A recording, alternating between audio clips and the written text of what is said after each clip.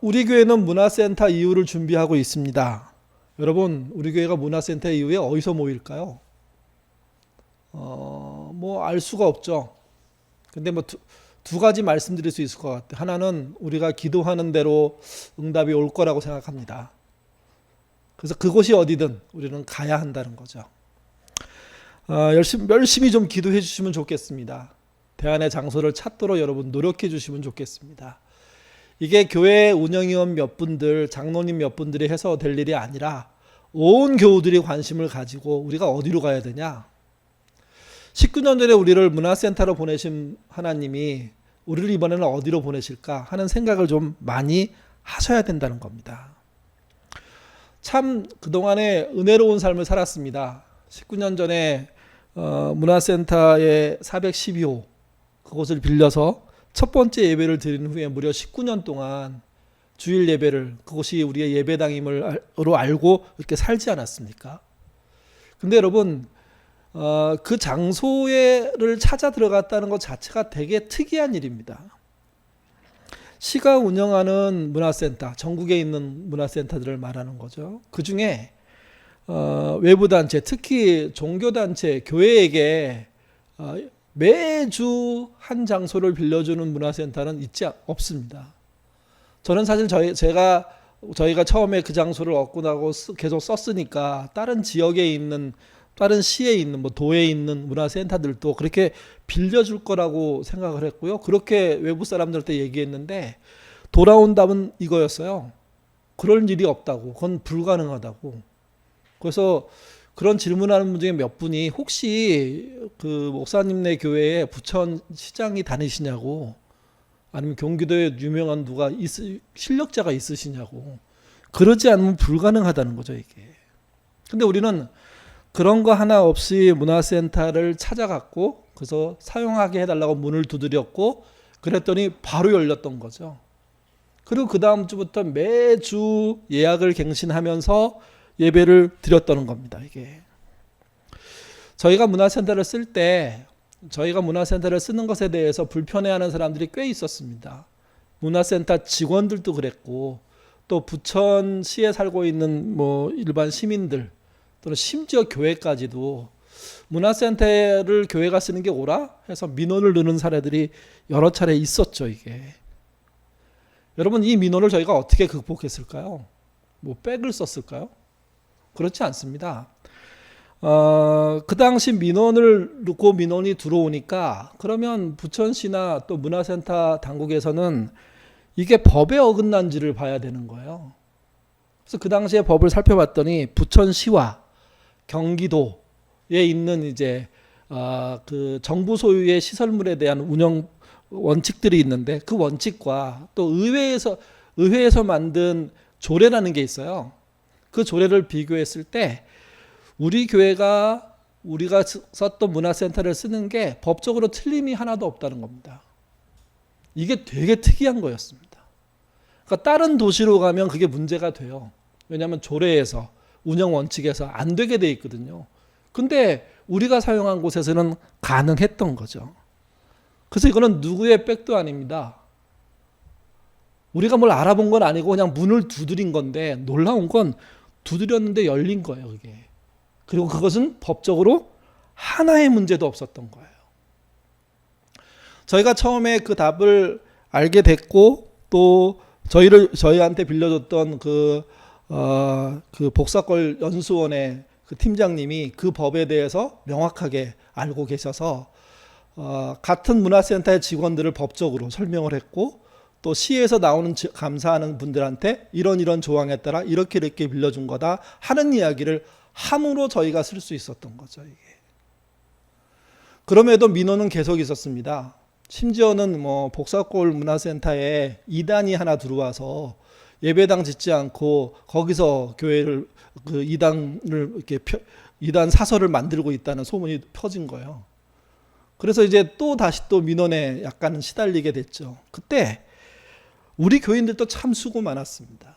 교인들이 여러 가지 알아보기도 하고 도움 요청도 하고 뭐 이런 일도 하셨거든요. 실제 뭐 교우들이 건건마다 그런 일을 하신 분들이 있어요. 그들이 이름도 없이 빚도 없이 자기가 정말 노력해서 가능한 한 그것을 쓰게 하도록 했었죠, 이게. 또 그분 말고도 우리 교회 사람들이 아닌데 수고한 사람들이 있어요. 다 제가 기억하지 못하지만 한 3분 정도 저는 기억하는데, 한 분이 복사골 연수원의 팀장님입니다. 그분은 이제 약간 본인이 갖고 있는 그 회사 생활에 자기 회사를 지키기 위한 노력도 포함되지만, 우리가 사용하는 복사골 문화센터 이것이 법적으로 틀리지 않았다는 거 하나 하고, 두 번째, 복사골 문화센터를 운영하는데 경제적으로 큰 도움이 된다는 이야기를 한 거예요. 그 일정 수입이 계속 들어오는 것을 설명해 낸 거죠. 또 부천시의 한 과장님, 저는 이름도 모릅니다. 근데 한 과장님이 그 팀장님과 함께 대화를 하고 난 다음에, 아 그래? 좋은 일을 하는 교회가 들어왔으니까 쓰도록 해야지 해서 일종의 바람막이를 해주신 거예요. 그리고 한 분이 더 있는데 아마 기억나는 분들도 계실 겁니다. 저희 교회 잠깐 출석해서 예배를 드렸던 부천시 의회 의원이 하나 있었습니다. 문화센터와 관련되어 있는 분. 이분이 그냥 열심히 뛰어다니면서 예인교회가 문화센터 쓰는 것은 어떤 문제도 없다, 뭐 이런 이야기들을 한 거죠. 이게.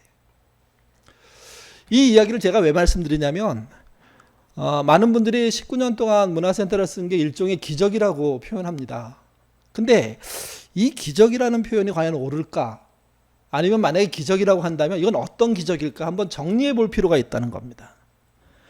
저는 이 기적을 이렇게 생각합니다. 이게 예수님이 일으킨 기적이라든지 병을 고치는 기적은 아니었습니다. 근데 두드리지 않는 곳을 두드림으로 열린 기적입니다. 이게. 아무도 시도하지 않는데, 아무도 그곳을 바라보지 않고, 아무도 그 문을 두드리지 않는데 우리가 최초로 두드린 거예요. 그랬더니 그쪽에서 왜 이제 왔냐는 듯이 확 받아준 거죠. 그래서 우리는 기적적으로 정말 그 일을 출발할 수 있었던 겁니다. 또 한 가지는 우리 교우들에 의해서만 이게 지켜진 게 아니라는 거예요.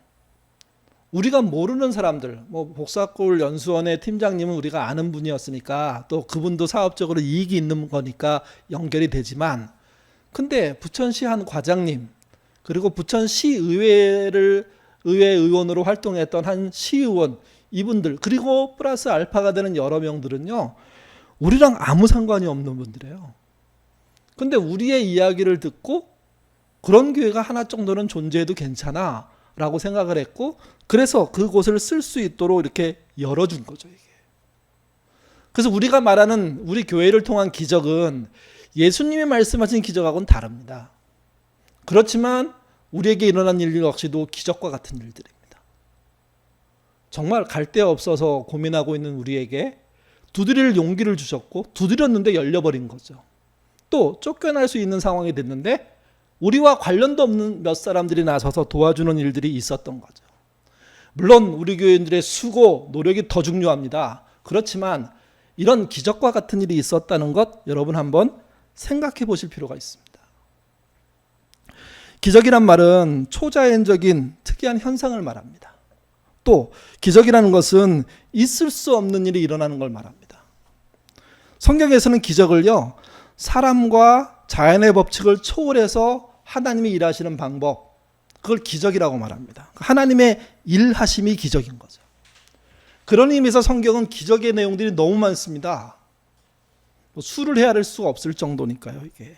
그리고 우리가 믿는 예수님 역시도 기적을 행하시는 분입니다. 그래서 기독교를 기적을 일으키는 종교라고도 말하죠, 이게. 사복음서에 읽어보면 예수님이 일으킨 기적들이 이렇게 겹쳐서 나옵니다.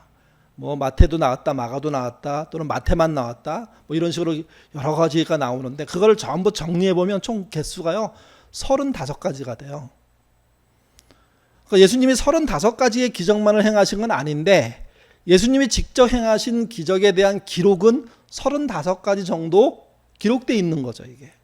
그리고 오늘 우리가 읽은 오늘 요한복음에는 그 35가지를 추려서 딱 7가지만 기록합니다. 딱 7가지만. 여러분 왜 7가지만 기록할까요? 35가지를 다 기록해야지. 그러니까 35가지를 다 기록할 수 없으니까 7가지를 기록한 거예요. 그리고 7이라는 숫자는 다 아시는 것처럼 완전하다는 의미로 예수님의 기적을 온전하게 표현하려고 내가 수고했다라는 어떤 상징으로서 7개가 등장하는 거죠. 그 기적을 좀 살펴볼 필요가 있습니다. 첫 번째 기적은요, 다 아시는 것처럼 요한복음 2장에 나오는 가나의 호인잔치 기적입니다. 물이 포도주로 바뀌는 일이죠. 다 읽지 못하니까요, 9절 10절만 같이 읽어보도록 하겠습니다. 연회장은 물로 된 포도주를 맛보고도 어디서 났는지 알지 못하되 물도온 하인들은 알더라. 연회장이 신랑을 불러 말하되 사람마다 먼저 좋은 포도주를 내고 취한 후에 낮은 것을 내거늘 그대는 지금까지 좋은 포도주를 두었도다 하니라. 연회장과 신랑이 그걸 한 건 아니죠. 예수님이 그걸 해주신 거죠, 이게. 근데 참 흥미로운 건, 근데 흥미를 다 해결할 수는 없지만 흥미로운 건 뭐냐면, 예수님이 요한복음에서 이렇게 첫 번째 기적으로, 그러니까 예수님의 기적을 중에 요한복음 저자가 첫 번째로 기록한 게 물이 변하여 포도주가 되는 사건이었다는 겁니다. 이게 아주 평범한 결혼식인데 망칠 뻔했어요. 충분한 음식이 없으므로, 포도주가 없으므로. 근데 거기 계셨던 예수님이 그 결혼식을 특별하게 해주신 거죠. 모든 사람의 기억에 남게 해주신 거죠. 그리고 그 일들이 물이 변하여 포도주가 되는 기적이었다는 겁니다. 이 사건을 통해서 알 수 있는 거 하나 있습니다. 예수님은 사람들의 인생 속에 정말 기쁜 날을 기쁘게 만드시는 분이라는 겁니다. 그분이 참여하는 결혼식이나 그분이 참여하시는 그런 인간의 행사 속에는 우리가 생각할 수 없는 놀라운 일들이 있다는 거죠. 이때 제일 중요한 건 뭐냐면 예수님이 거기 계셨다는 겁니다. 두 번째 기적은 왕의 신하의 아들을 치료하는 기적입니다. 4장에 나옵니다. 근데 예수님이 어떤 의식을 행하지 않고 말로 합니다. 당시 모든 치료의 행사는 의식이 있었거든요. 또 제사가 있었거든요. 동물을 불태우거나 뭘 하여튼 희생시키는 일들이 있었는데 예수님은 자신을 찾아온 왕의 신하의 아들을 치료할 때 말로 하십니다. 더 중요한 건 이거예요. 그 신하도 말로 부탁을 해요. 다 읽을 수 없어서 50절, 51절만 또 읽어보겠습니다. 예수께서 이르시되 가라 내 아들이 살아있다 하시니 그 사람이 예수께서 하신 말씀을 믿고 가더니 내려가는 길에 그 종들이 오다가 만나서 아이가 살아있다 하거늘. 여기는 왕으로 표현되어 있지만 다른 성경은 아마 회당장으로 표현된 거 비슷한 사건 같아요. 근데 중요한 건 이거예요. 당시의 모든 종교가 무언가 신의 은총을 받으려면 동물을 희생시켜가지고 불태워서 연기로 하나님께 드리는 그런 의식을 했어야 되는데 여기서는 그런 의식이 하나도 없이 말로만 된 겁니다. 말로만. 예수님께 말했더니 예수님이 말로 이루어 주신 거죠. 이 말을 다른 말로 하면 믿음으로 치료가 된 겁니다. 의식으로 치료가 된 게 아니라. 이때도 중요한 건 이거예요. 예수님이 그 자리에 계신 겁니다. 세 번째는 오늘 우리가 읽었던 본문에 나오는 내용인데 베세스다 연못에서 38년 된 병자가 기적적으로 치료를 받는 겁니다.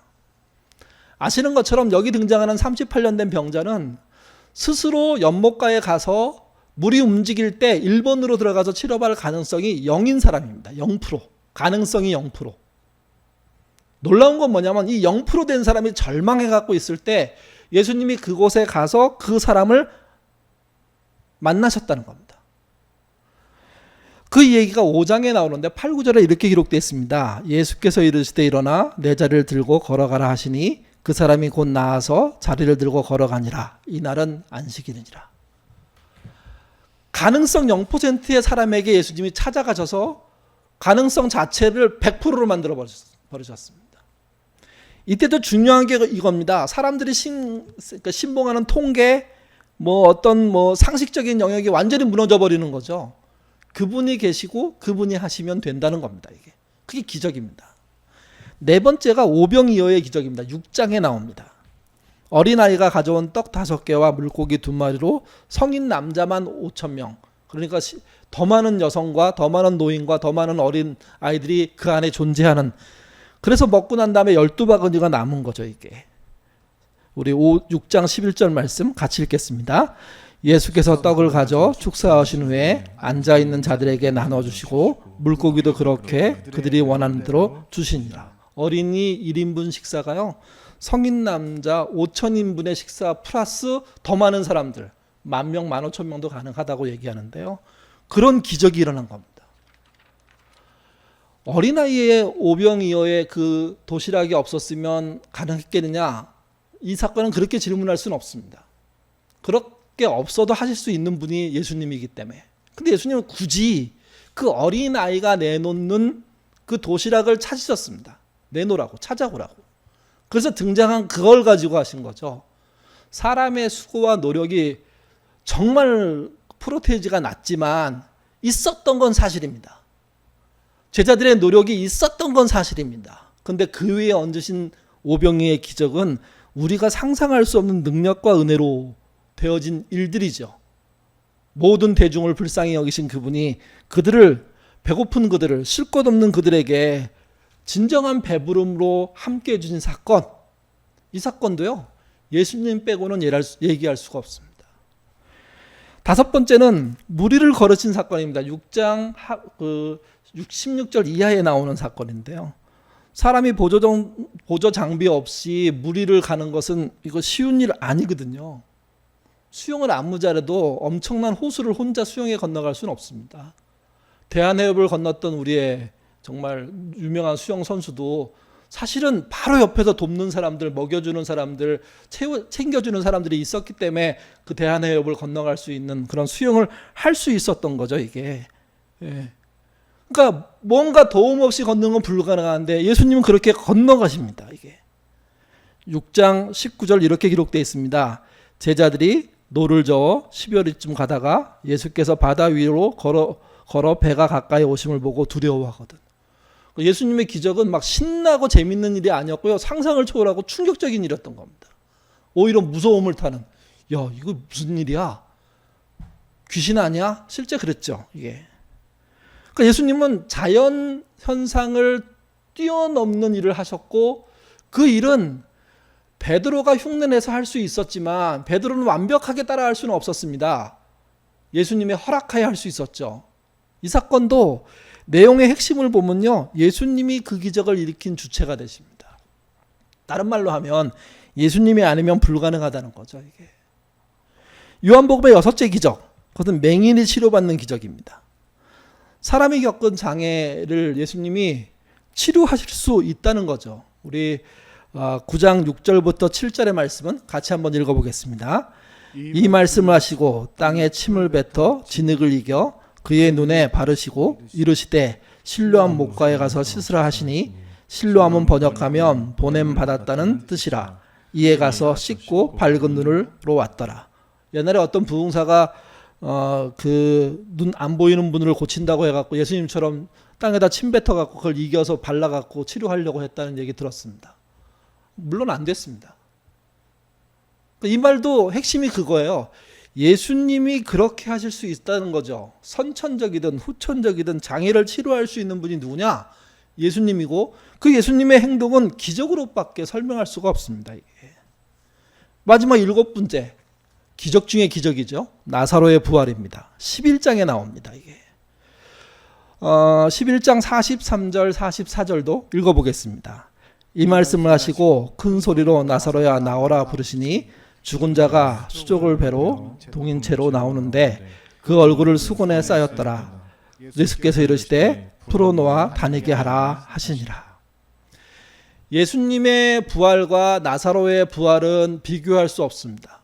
왜 그러냐면 나사로의 부활은 다시 죽는 부활입니다. 일시적인 부활입니다. 예수님의 부활은 영원히 사는 부활이고 영생의 부활이기 때문에 아무리 예수님이 부활한 것과 나사로가 부활한 것을 똑같은 단어로 쓴다고 하더라도 이건 비교할 수 없는 겁니다. 더 중요한 건 이겁니다. 나사로를 살리신 분이 누구냐? 예수님이라는 거죠. 예수님에 의해서 나사로가 살아났기 때문에 진정한 부활의 주인은 누구냐? 예수님이라고밖에 말할 수가 없습니다. 죽은 자를 살릴 수 있는 분이 예수님이라는 거죠. 그 사건의 주인공 역시 예수님이십니다. 요한복음을 읽다 보면 좀 의외의 게 하나 있네? 왜 이게 없지? 하는 게 있는데요. 예수님의 기적 중에 빠진 게 있습니다. 아주 빠진 큰 군이 있는데 그게 귀신을 쫓아내는 기적입니다. 그건 기록되어 있지 않습니다. 요한복음에 기록되는 7가지 기적을 제가 짧게 설명을 드렸습니다.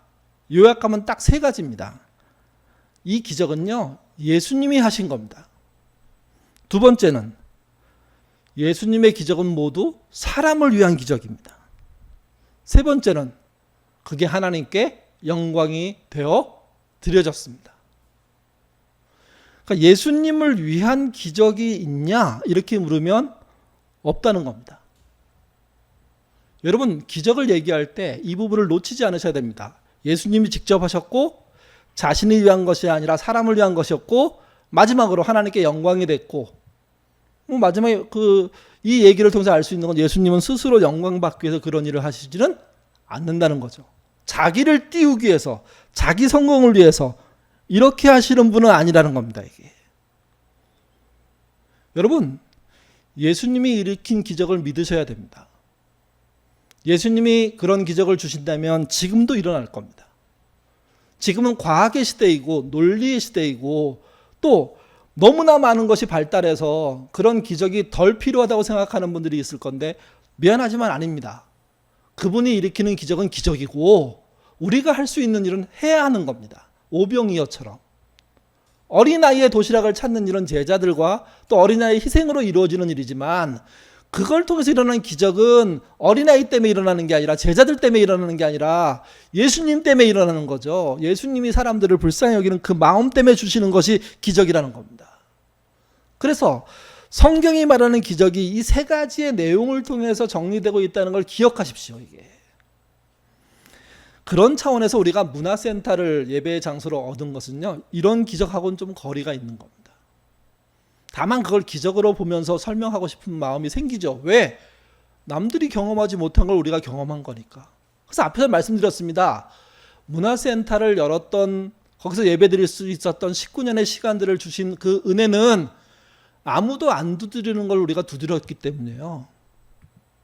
그리고 우리가 무슨 요행을 바라고 그 다음에 묘수를 쓰고 백을 쓰고 돈을 써서 거기를 지켜낸 게 아니라 우리의 순수한 마음을 이해한 몇몇 사람들이, 시의 중요한 역할을 하는 사람들이, 영향력이 있는 사람들이 스스로 나서서 그걸 지켜준 거예요. 그건 역시도 예수님의 기적 정도는 아니지만 우리 사람으로서는 충분히 기적적인 일들이죠. 이게. 우리가 이런 기적을 경험했다면 우리는 더 명확하게 예수님의 기적을 향해 가야 합니다. 예수님을 향해 갈 때 우리는 개인적으로 가지 않잖아요. 교회적으로 가야 하는 거잖아요, 이게. 그리고 우리는 기적을 그분이 주시기 전에 기적적인 도전들을 할 수 있는 가능성이 우리에게 있다는 걸 이미 배웠습니다.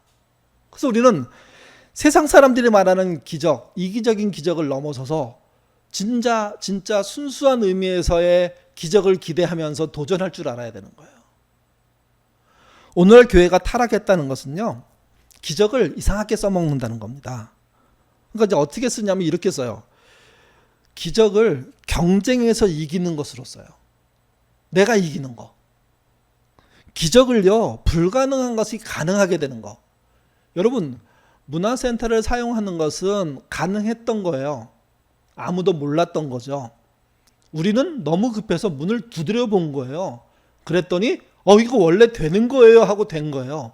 그래서 우리가 처음 알게 된 거죠. 전국에 유일하게 문화센터 그곳만 그렇게 열린다는 것을. 문제는 가능한 걸 가능하게 했다고 얘기해도 기적적인 의미를 설명할 수 있어요. 근데 교회는 타락하면서 어떻게 되냐면 불가능한 걸 돈과 힘과 백으로 가능하게 하는 거.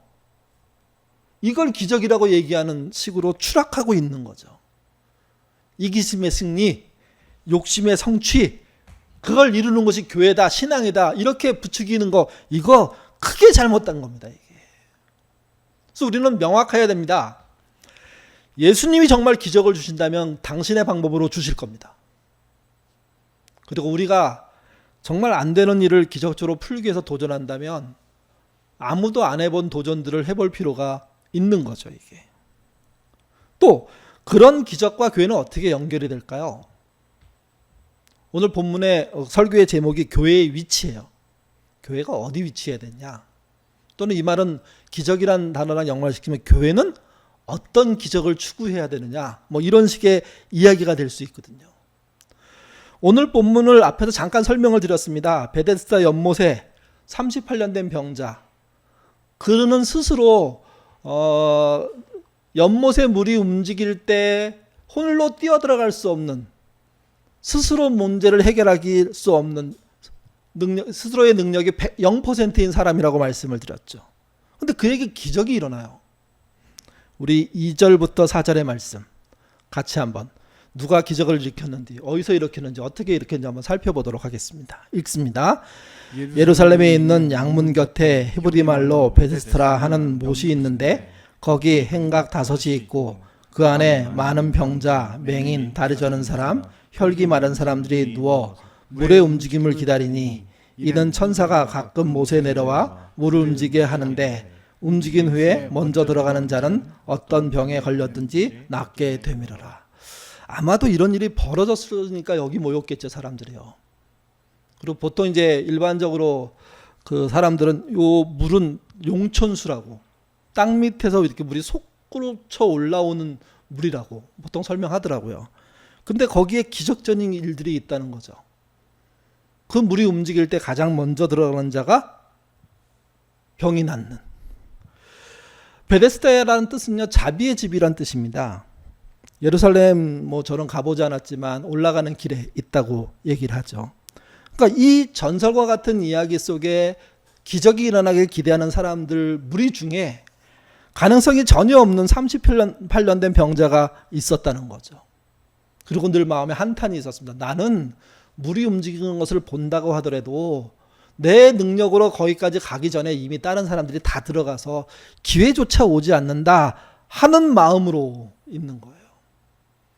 중요한 건 이겁니다. 예수님은 그곳에 가셔가지고요, 다른 병자가 많음에도 불구하고 가능성 0%에 있는 사람을 찾아갔다는 겁니다. 여러분, 이게 기적입니다. 이게. 예수님이 왜 가능성이 없는 사람을 찾아갔을까요? 예수님이라면 모든 사람에게 찾아가셔서 모든 병을 낫게 하셔야죠. 근데 그렇게 안 하셨습니다. 가능성이 전혀 없는 그 사람을 찾아가서 그 사람에게 이야기를 듣고 그 사람을 그 자리에서 일으키는 일을 하신 겁니다, 이게. 그래서 8절에 보면 일어나서 내 자리를 걷고 가지고 가라, 이렇게 말씀하십니다. 그게 기적의 전부 내용입니다. 그는 그 즉시 일어났고 자기 짐을 들고 그 길을 떠나다가 알게 됐죠. 내 병이 나았다는 것을. 내 병이 나았다는 것을. 왜 예수님은 모두를 낫게 하지 않고 가능성이 없는 자를 찾아가셨을까요? 저는 이게 상징적으로 해석될 수 있다고 생각합니다. 무슨 말이냐면 인간의 가장 절망적인 상태를 충분히 기적적으로 회복할 수 있는 분이 그분이라는 거죠. 그분을 본 자들은 그래서 그분을 찾아가서 두드려야 됩니다. 간절히 자기의 형편을 요구해야 됩니다. 앞에서 말한 것처럼 왕의 신하가 했던 것처럼 내 자식이 아픕니다. 치료해 주십시오. 회당장이 말했던 것처럼 내 아이가 아픕니다. 살려주십시오. 심지어 죽은 아이가 살아나는 능력도 일어나지 않습니까? 그 현장에 누가 계셨냐면 예수님이 계셨다는 겁니다. 이거를 교회가 어디에 존재하느냐는 그런 주제를 가지고 한번 다시 들여다볼 필요가 있습니다. 저는 교회가 성장 가능성 0%인 곳으로 가야 한다고 생각합니다. 여러분, 우리가 문화센터 갈 때도요, 성장 같은 거 하나도 생각하지 않고 거기 갔습니다. 단 한 번만 예배 드려도 좋겠다고, 편안하게 우리에게 안전한 예배 쳐줘달라고. 여러분, 그 기도 하나만 가지고 갔습니다. 여기서 몇 년 예배 드리고 얼만큼 성장시키고 분립을 어떻게 하고 이런 거 하나도 생각 안 했습니다. 그저 다음 주 예배 드리게 해달라고. 그렇게 기도했고 그렇게 두들렸고 그래서 열렸고 그래서 한 주 예배를 드리고 정중하게 다음 주도 드릴 수 있냐고. 그렇게 하시라고. 다음 주 드릴 수 있냐고. 그렇게 하시라고. 그렇게 매주를 해서 19년 한 거예요. 여러분, 우리가 찾는 교회는요, 우리의 성장 가능성이 없는 곳이어야 한다고 저는 생각합니다. 야, 우리 교회가 앞으로 무슨 일을 해야 되는데 인원이 더 와야 돼, 더 커야 돼, 이런 생각으로 장소를 찾고 이런 생각으로 예배당을 만들려고 한다면 우리는 이미 잘못 가게 되는 겁니다. 성장 가능성 없는 곳, 그야말로 우리가 예배만 드릴 수 있어도 좋은 곳을 하나님 허락해 달라고 기도하고 그 장소를 찾아야 하는 거죠. 또 하나는 그 장소로 가는 것이 다른 면에서 이런 겁니다. 타인을 향한, 타인에게 열려있는 감수성을 가진 곳을 찾아가야 됩니다.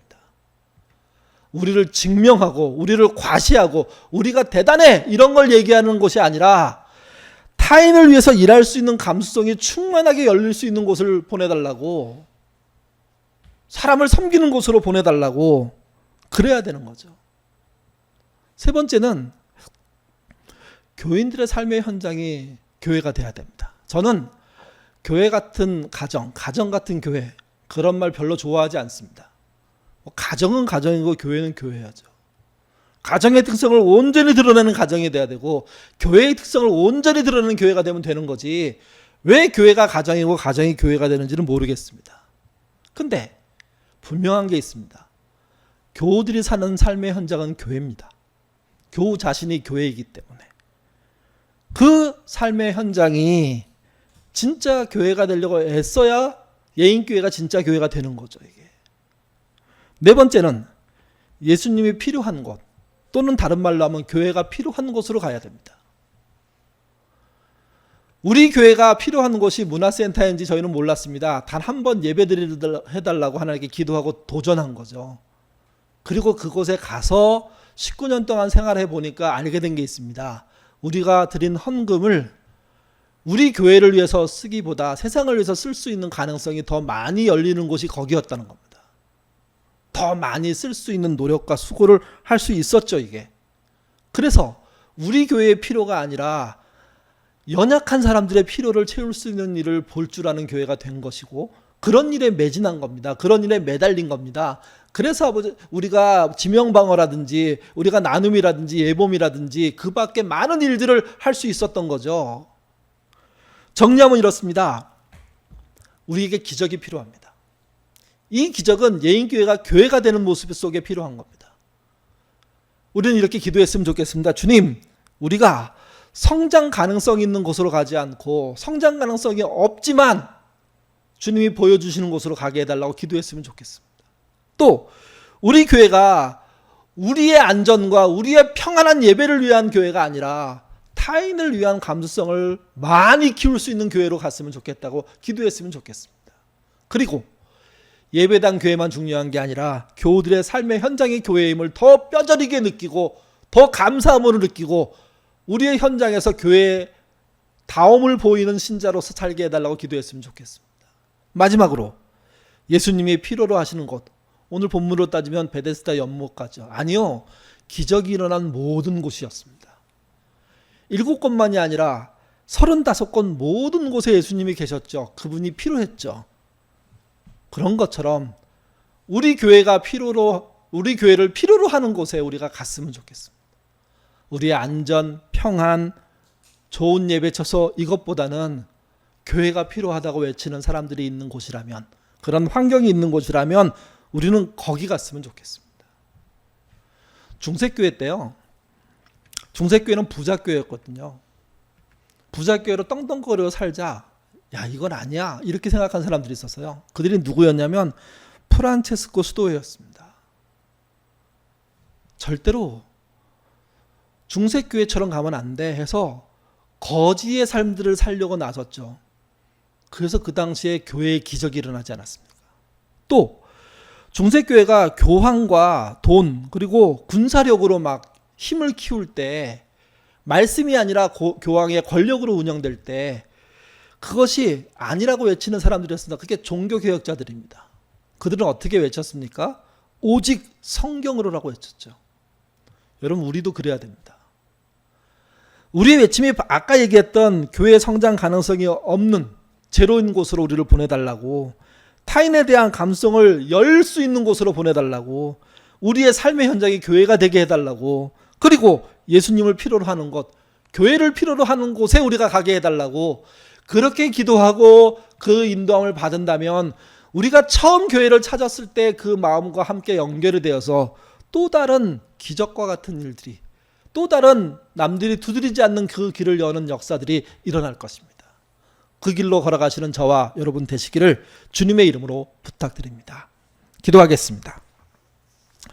하나님, 우리는 코로나 감염자가 하루에 2,000명이 넘게 발생하는 세상을 살고 있습니다.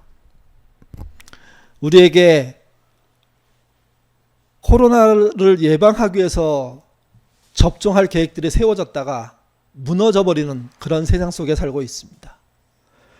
잠잠해 보였던 코로나가 전 세계적으로 큰 유행을 벌이는 세상 속에 살고 있습니다. 하나님, 이 땅에 기적이 필요합니다. 코로나를 제압하고 이기는 기적 필요합니다. 그러려니 하나님 허락하여 주옵소서. 한 걸음 더 나가서 우리 교회를 위해서 기도합니다. 우리 교회가 처음 복사골 문화센터에 문을 두드렸을 때는 우리 교회의 성장 가능성, 미래에 대한 계획, 그리고 성장하고 난 다음에 뭐 할까, 이런 게 없었습니다. 그저 우리가 한 주라도 편안하게 예배드릴 수 있는 것을 허락해 달라고 하나님께 기도하고, 그렇게 해서 문화센터의 문을 두드렸고 그 문이 열릴 수 있는 문이었다는 것을 알게 되었습니다. 그렇게 19년을 살았습니다. 그런 은혜로움이, 그런 초기의 마음이 우리들에게 있도록 하나님 인도하여 주옵소서. 한 걸음 더 나가서 우리가 찾는 교회가 교회 성장 가능성이 영인 곳이기를 원합니다. 타인에 대한 감수성이 열려있는 곳이 되기를 원합니다. 특별히 우리 교우들의 삶의 현장이 교회가 되기를 원합니다. 그리고 예수님을 필요로 하는 곳, 교회를 필요로 하는 곳으로 가는 교회 될 수 있도록 도와주옵소서. 만약 우리가 이런 목표를 잃어버리고 이런 방향성을 잃어버린다면 우리에게도 두드려 열리는 기회가 없을 것입니다. 두드려 열리는 그 기회를 우리에게 주시는 분이 하나님이시라는 사실을 믿고, 성장 가능성이 없지만 타인에게 열려있는 곳으로 가게 하시고 교인의 삶의 현장이 교회가 되게 하시며, 예수를 필요로 하고 교회를 필요로 하는 곳에 우리가 설 수 있는 은혜로운 인도함 주옵소서. 그래서 예인교회의 위치 제대로 찾는 공동체 되도록 도와주옵소서. 주께서 우리의 교회의 위치를 확고하게 세워주시기를 원하오며 예수님 이름으로 기도드립니다. 아멘.